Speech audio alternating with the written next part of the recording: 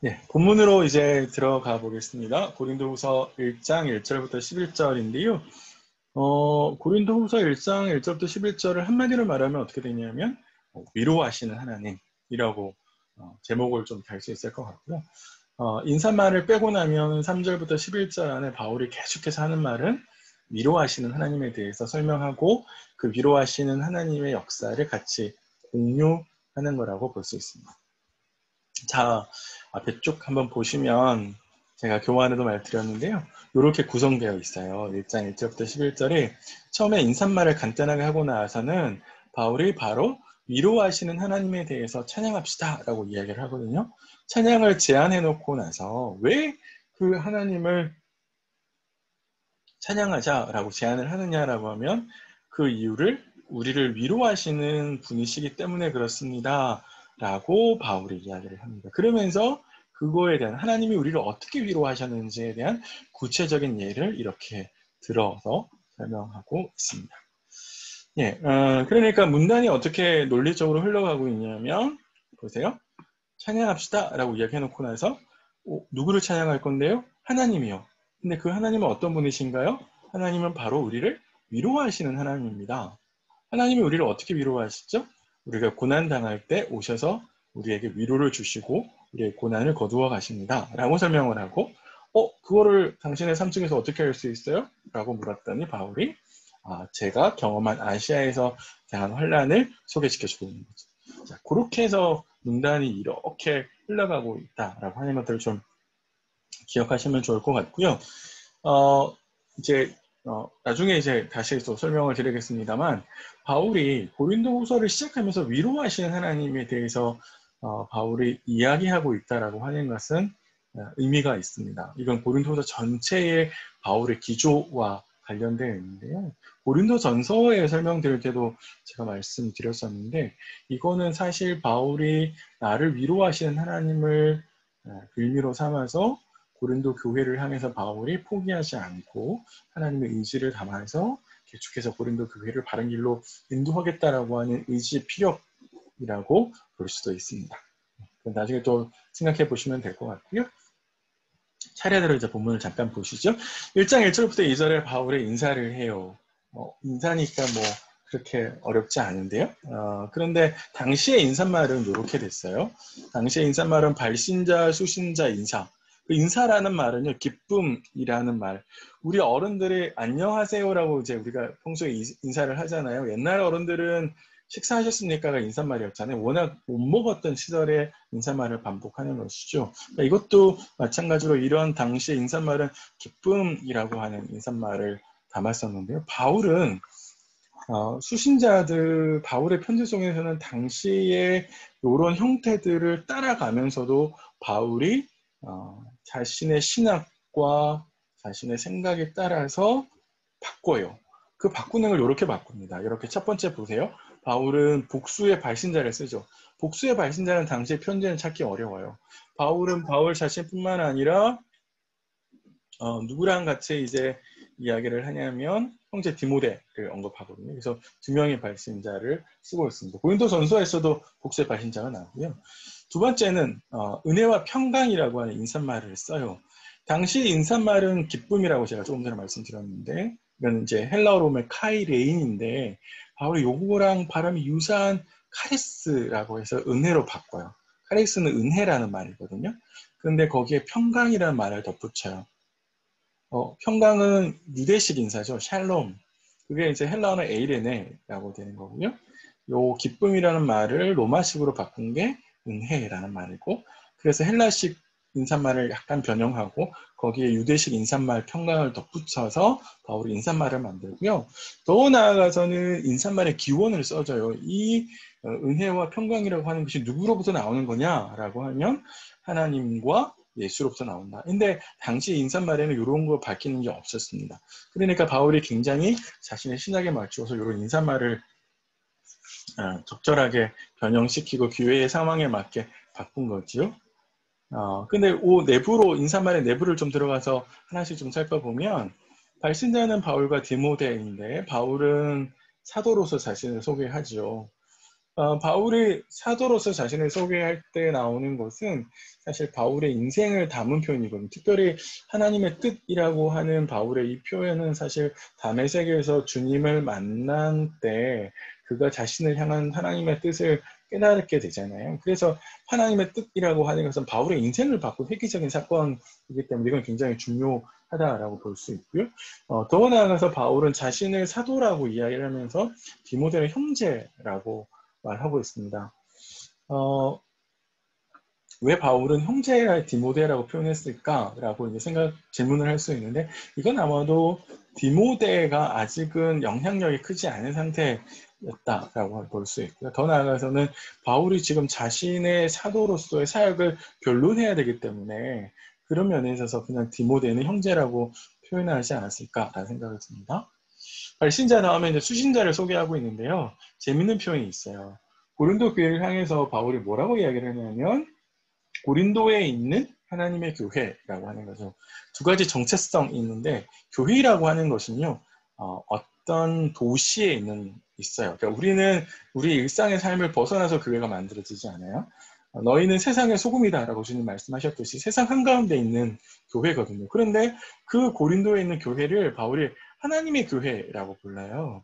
왜 하나님의 교회라고 하는 말이 특이하냐고 하냐면 우리가 고린도 전서와 이전 편지, 눈물의 편지들을 보면 고린도 교회라고 하는 이 교회가 말도 많고 탈도 많은 교회라고 하는 것을 알 수 있죠. 그런데 그 말도 많고 탈도 많은 교회를 향해서 바울이 하나님의 교회다라고 부른다라고 하는 것은 사실 그들에게 하나는 도전하는 것이고 또 하나는 위로하는 것이죠. 현재 그들이 보여주고 있는 모습과 실제로 그들이 보여야 될 모습 사이에 간격이 있다라고 하는 것을 지적하고요. 그렇고 더 나아가서 그들이 어떤 모습으로 가야 될지의 방향성을 제시하는 겁니다. 이거는 성도라고 하는 말을 쓴다라고 하는 점에서 똑같아요. 그 고린도 교회 안에 있는 사람들이 바울을 비판하고 성적으로 문란하는 그런 사람들임에도 불구하고 바울이 성도라고 부르잖아요. 그거는 그들의 정체성이 성도라고 하는 것을 일깨우고 그래서 현실에 그들이 살고 있는 삶의 모습과 실제로 그들이 살아야 될 모습 사이의 간격을 줄여나가야 된다라고 하는 것이 바울이 있는 이야기죠. 헬라어로 보면 이게 약간의 묘하게 추진되어 있는데 바울이 아마도 이렇게 설명하는 것 같아요. 아가야에 있는 모든 성도들과 함께 고린도에 있는 하나님의 교회에게 라고 바울이 이렇게 쓰는 것 같아요.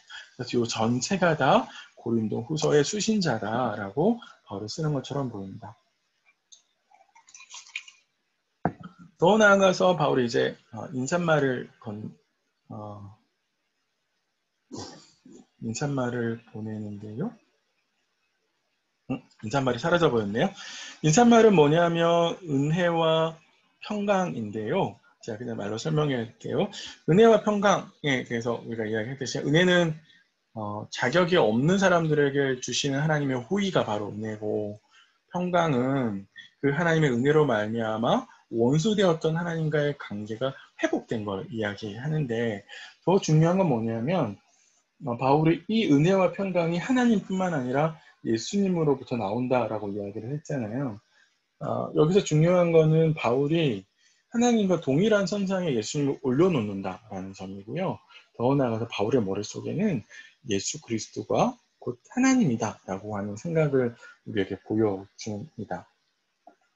우리가 기억해야 될 것은 은혜와 평강은 하나님으로서 나온다는 거죠. 주님으로부터 나온다라고 하는 겁니다. 세상이 줄 수 있는 게 아니고요.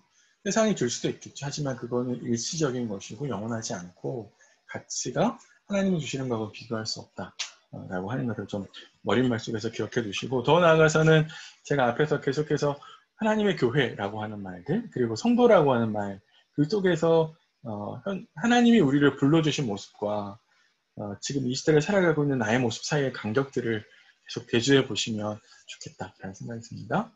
자, 그 다음에 바울이 보통의 인사말을 이렇게 하고 나면 바울은 그 다음에 뭘 쓰냐면 감사 형식이라고 하는 자리를 마련해요. 감사 형식은 뭐냐면 수신자들이 하나님의 은혜로 맺은 열매들에 대해서 바울이 감사하고 더 나아가서 그렇게 열매를 맺지만 더 잘할 수 있도록 강구하는 내용들이 이렇게 두 가지가 쓰거든요. 그런데 고린도후서는 고린도전서도 마찬가지고요. 감사 대신에 찬양이 있어요. 고린도전서 같은 경우에는 바울이 고린도 교회가 잘해서 감사하기보다는 하나님이 많은 것을 주셨다라고 하는 점에서 감사를 합니다. 그거는 고린도 교회의 상황이 더 악화됐다라고 하는 것을 저희는 생각하게 하는 거고요.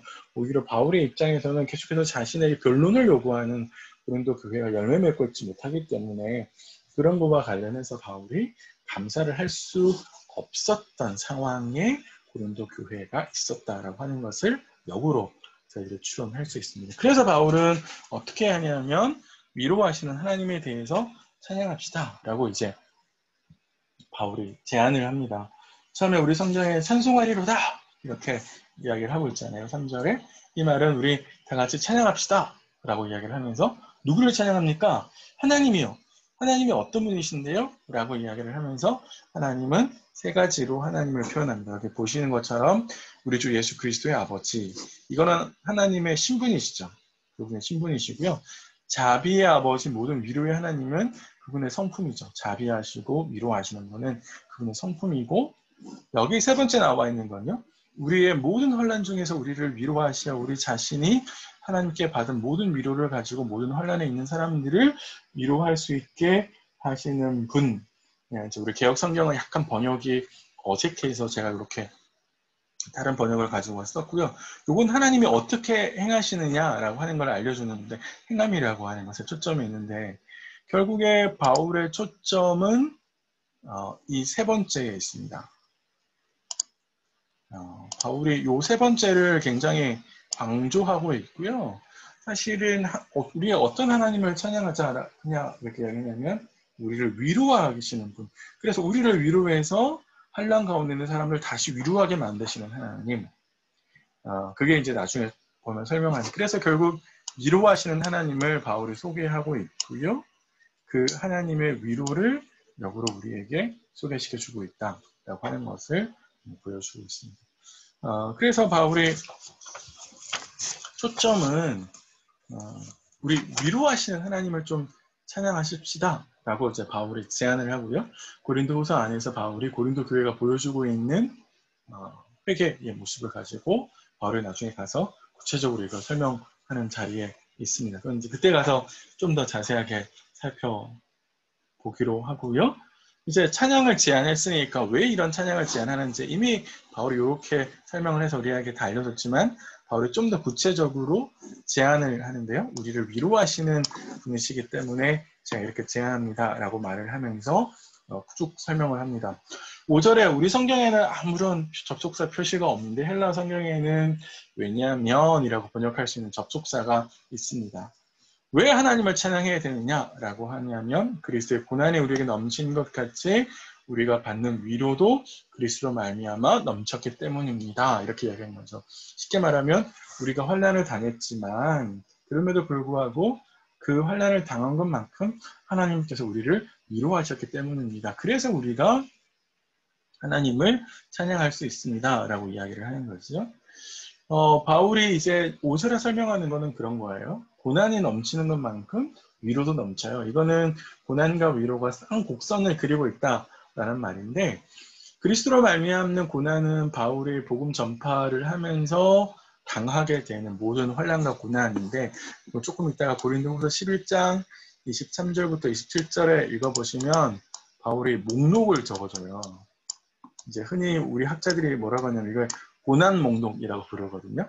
바울이 배를 타고 파선당한 거, 40에 감한 배를 뭐 여러 번 맞은 거, 태장 맞은 거, 돌에 맞은 거, 이런 것들에 대한 고난들을 쭉 설명합니다.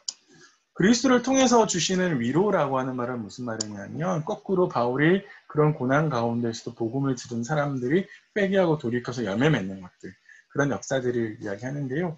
이거는 고린도후서 안에서는 구체적으로 7장 4절부터 16절에 아까 우리 잠깐 살폈는데 기억나세요? 디도가 눈물의 편지를 가지고 갔죠. 그리고 나 돌아와서 보고했다라고 아까 말씀드렸잖아요. 그런 것처럼 고린도 교회가 회심한 사건들이 일어났는데 그게 바로 바울이 하나님의 위로라고 표현하는 겁니다. 그러니까 그런 것들이 있다는 거죠. 바울은 사실 복음 가운데서 굉장히 고난을 당했지만 이건 특별히 이제 바울에게 있어서는 아시아에서 당한 환란들, 9절 이하에 나오는 것들, 8절 이하에 나오는 내용들을 가리키고 있고요. 요거는 고린도후서 7장 4절부터 6절에 16절에 고린도 교회가 보여준 모습들로 말미암아 위로하는 사역을 연결시킬 수 있습니다. 그러니까 지금 바울이 어떻게 설명하고 있는 거냐면 고난이 커지는 것만큼 하나님의 위로도 커진다라고 이야기하고 있고 고난과 위로는 쌍목선을 빈다라고. 그래서 우리 하나님을 찬양하자라고 이제 이야기를 하고 그걸 가지고 이제 바울은 뭐를 하냐면 고난과 위로를 바울과 고린도 교회 안에 적용하는 내용입니다. 이거는 간단하게 설명드릴 수 있는데요. 이런 거예요. 고난이 커졌잖아요.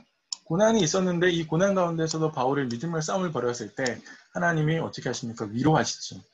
이 위로가 바울에게는 어떤 의미가 있냐면 다시 또 다른 고난을 견디게 하는 거죠.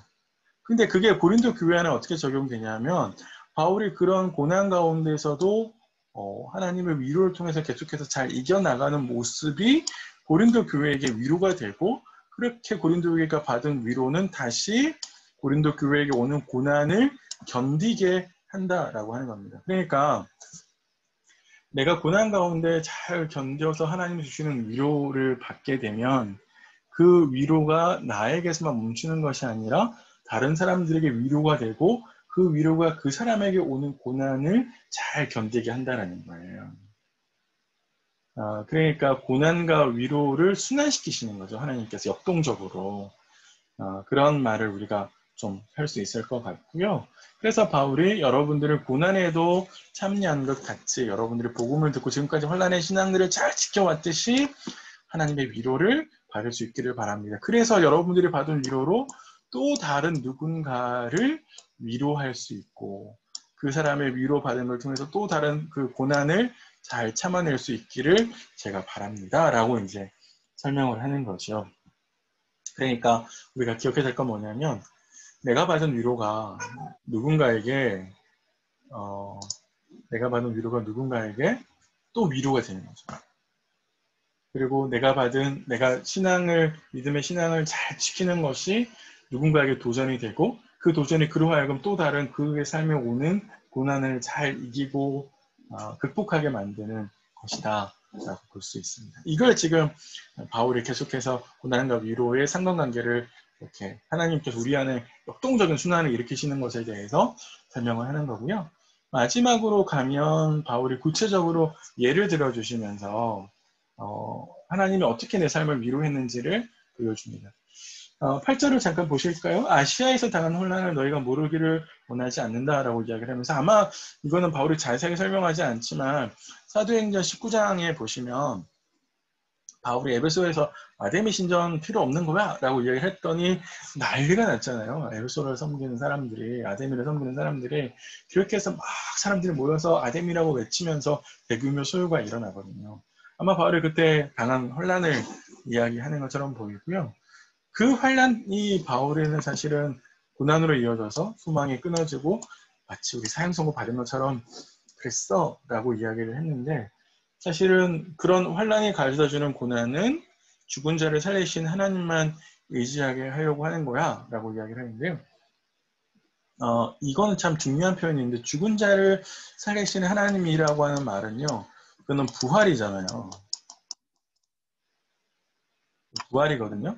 성경에서는 하나님의 능력을 이야기할 때 부활케 하시는 하나님의 능력은 굉장히 하나님의 능력 가운데 중요한 말로 등장을 합니다. 그러니까 하나님의 능력 있는 분이야 라는 말을 증명할 때 부활이라는 걸 증명하게 나와요.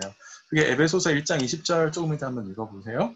바울이 하나님의 능력을 여러분 알았으면 좋겠습니다 라고 이야기를 하면서 죽은 자 가운데서 예수 그리스도를 다시 살리신 걸 설명합니다. 그걸 좀 설명했으면 좋을 것 같고요. 여기 안에서 우리가 이제 문맥적으로 보시면 9절 이하에 보시면 10절에 이렇게 되어 있죠.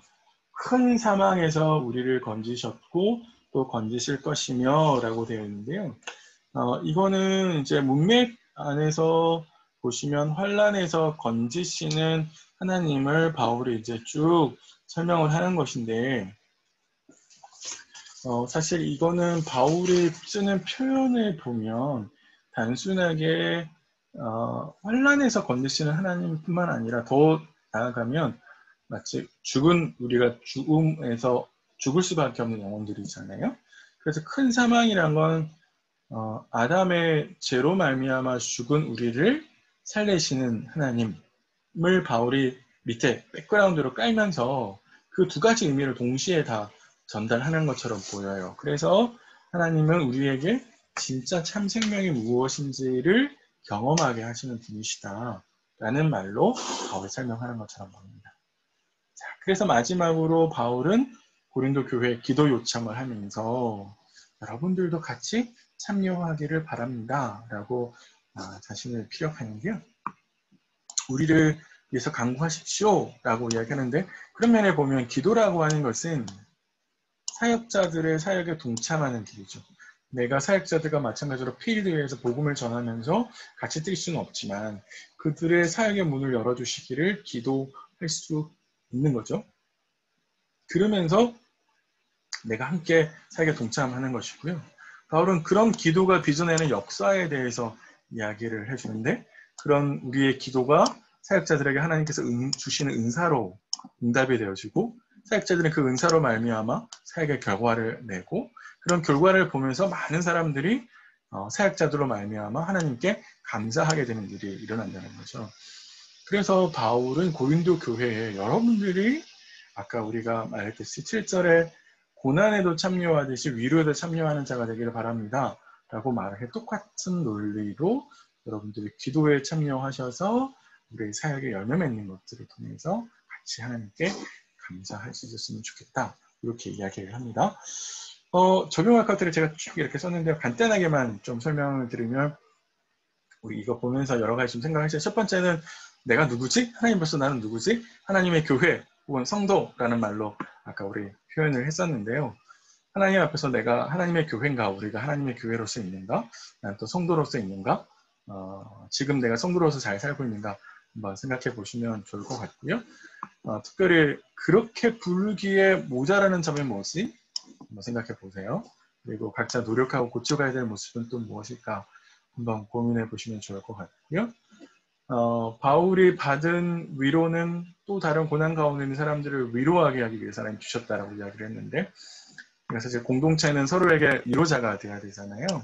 특별히 우리 위로가 필요하신 분들이 있을 것 같아요. 지금 특별히 코로나 때문에 굉장히 어렵고 힘든 상황이니까요. 누구를 내가 위로하면 될까? 또 특별히 나의 위로가 필요한 사람이 누굴까? 라고 한번 생각하셔서 좀 찾아가셔서 위로를 해주시면 좋을 것 같고요. 내가 고난을 잘 극복하는 것이 다른 사람들에게 큰 위로가 된다고 하는 것들, 그래서 내 삶에 있는 어려움을 잘 극복해 가시기를 바라고요. 사역자와 교회는 고난과 위로를 함께 한 몸을 이루는 몸이죠. 그래서 함께 사역하고 또 함께 걸어가는 길입니다. 그러니까 서로의 어려움들을 알아주는 역할들이 있어야 되는 거죠. 네, 그런 모습도 생각해 보시면 좋을 것 같고요. 우리 선교사님들 선교지까지 갈 수 없으니까 선교사님들을 위해서 기도로 동참해 보는 것들 할 수 있겠다 생각이 좀 들고요. 고난은 더 큰 신뢰를 일으키기 위한 성장통이라고 볼 수 있는데, 지금 내 삶에 극복해야 될 어렵고 힘든 문제들이 뭘까? 그런 것들 좀 고민해 보시면 좋을 것 같습니다. 네, 오늘 이렇게 해서 정리를 좀 하고요. 저는 다음 시간에 다시 두 번째, 1장의 두 번째 말씀으로 여러분을 찾아뵙도록 하겠습니다.